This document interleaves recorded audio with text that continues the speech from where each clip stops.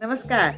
अगर आप चाहते हैं कि बहुत लंबी छुट्टी के बाद जब घर जाएं, तो पौधा आपका वैसे ही लहलाता हुआ नजर आए, बहुत हेल्दी लगे, ऐसा कौन सा पौधा है? उसका जवाब है ये नोलिना पाम या पोनीटेल पाम या एलिफेंट फुट भी इसे कहते हैं।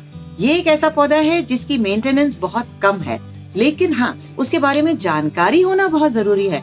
कम तो करनी है, लेकिन कैसे करनी है, चलिए आइए देखते हैं अम्लान बाग में। अगर इसका नाम सुनकर नोलिना पाम, पोनीटेल पाम, हमने इसकी पाम की तरह से केयर करनी शुरू कर दी, तो ये पौधा डेफिनेटली खत्म हो जाएगा। ये नाम का पाम है, लेकिन असली पाम बिल्कुल भी नहीं है। ये ड्राई कंडीशंस में रहना पसंद करता है। पाम सिर्फ इसके नाम के साथ जोड़ दिया गया है। नोलिना पाम एक स्लो ग्रोइंग पौधा है जो अपने बल्ब में पानी रिटेन करता है। ये जो नीचे बड़ा सा हम बल्ब देखते हैं, इसमें इसका पानी रहता है, इसीलिए ये आपकी एब्सेंस में भी यहाँ से पानी लेता रहता है। अब इसकी एक एक रिक्वायरमेंट पे बात करते चलते हैं। सबसे पहले सॉइल। इसकी जो सॉइल लेंगे हम, पूरी तरीके से वेल ड्रेन्ड सॉइल लीजिए, और उसके लिए हमें जरूरी है मिलाएं मिट्टी में 1 पार्ट मिट्टी, 1 पार्ट बजरी, 1 पार्ट कंपोस्ट और 1 पार्ट परलाइट, और इसमें थोड़े कोयले के टुकड़े भी मिट्टी में ऐड कर दीजिए। ये जो एक सॉइल मिक्सचर बन जाएगा, उसे आप भरेंगे मिट्टी के गमले में। अगर हम पॉट की बात करते हैं तो हमेशा प्रेफर कीजिए इस पाम के लिए मिट्टी का गमला लें, क्योंकि इसको बहुत सांस लेने को जगह चाहिए। मिट्टी के गमले में से बहुत सांस अंदर बाहर आती है इसकी जड़ों के लिए, इसीलिए कोशिश करें इसको प्लास्टिक के या सीमेंट के पॉट में ना लगा करके मिट्टी के पॉट में लगाएं। इसकी वाटरिंग रिक्वायरमेंट कुछ इस तरीके से है कि जब ये आपको ऊपर की मिट्टी सूखी भी दिख जाती है, उसके बाद भी आप 5-7 दिन पानी नहीं देते हैं, इसको जरूरत नहीं है।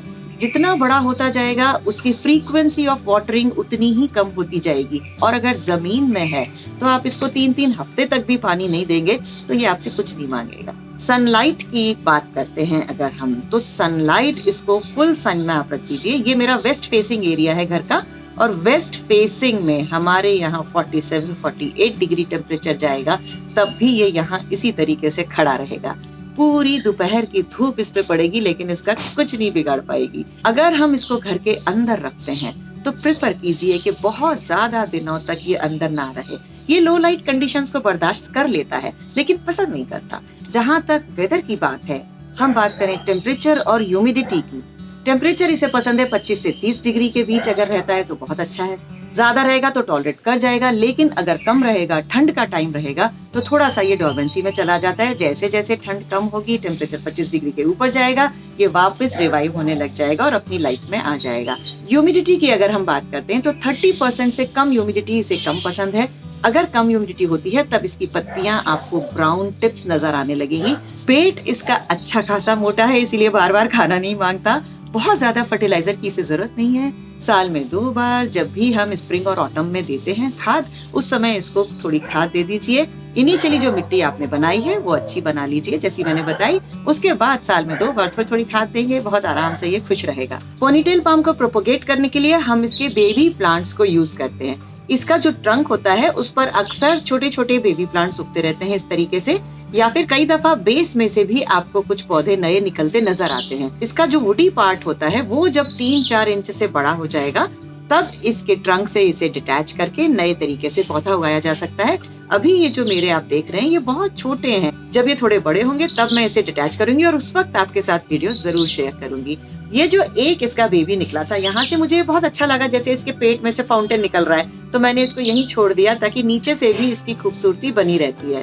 इसकी शेप के बारे में एक और इंटरेस्टिंग चीज होती है कि अगर आपको ये बहुत लंबा नहीं ले जाना है और आपको सिंगल स्टेम नहीं रख करके मल्टी स्टेम प्लांट बनाना है, तो आप इसको बीच में से काट भी सकते हैं। अगर मैं इसको यहाँ से काट दूं तो ये लंबा नहीं जा करके यहीं पे 2-3 ब्रांचेस निकल करके एक छोटा सा ऐसा खूबसूरत सा पौधा भी बनाया जा सकता है। साथ ही साथ इसकी जो ये पत्तियां हैं, इसमें भी आपको एक्सपेरिमेंट करने के लिए मिलता है। ओरिजिनली इसकी पत्तियां बहुत नीचे लंबे बालों की तरह लहराती रहती हैं, लेकिन अगर आपको वो लुक पसंद नहीं है तो आप इसकी पत्तियों को इस तरीके से छोटा भी काट सकते हैं। तो चाहे तो आप इसको ऐसी टोपी पहना दें, चाहे तो आप इसके लंबे बाल लहरा दें। कितनी लिबर्टी है इसके एक्सपेरिमेंट करने में, इसकी शेप को बनाने और मेंटेन करने में। साइज जैसा कि दिखाई दे रहा है, आप छोटा सा 6 इंच से लेकर के आप 15-20 फीट ऊंचा भी नोलिना पाम उगा सकते हैं। तो इसके साथ आप बहुत एक्सपेरिमेंट कर सकते हैं। बिना डरे। इसको काटने में बिल्कुल नहीं डरने की जरूरत है क्योंकि ये बहुत हार्डी प्लांट है, आपके सारे एक्सपेरिमेंट्स में आपका साथ देगा। सबसे जरूरी एक अलार्मिंग टाइम है जब आपको इसका बल्ब या तो थोड़ा सॉफ्ट नजर आ रहा है या थोड़ा श्रिंक हुआ हुआ नजर आ रहा है, तब समझ लीजिए कुछ न कुछ गड़बड़ है, ओवर वाटरिंग है या फिर हो सकता है अंडर वाटरिंग भी हो। अगर महीनों तक पानी नहीं दिया, बल्ब छोटा है, मिट्टी कम है, तो कई दफा अंडर वाटरिंग से भी ऐसे पौधा सिकुड़ जाता है। तो है ना बहुत इंटरेस्टिंग पौधा। जल्दी से इसे लाइए, लगाइए और निश्चिंत हो जाइए कि आपके बाहर जाने से आपका पौधा कहीं खराब होगा। और कमेंट में बताते रहिए आपने कैसे इसे संभाला, कैसा उगाया और कैसा लग रहा है। इस वीडियो को लाइक कर दीजिए, शेयर कर दीजिए और अम्लान बाग को अगर सब्सक्राइब करते हुए आपने बेल आइकन नहीं दबाया है वो भी दबा दीजिए।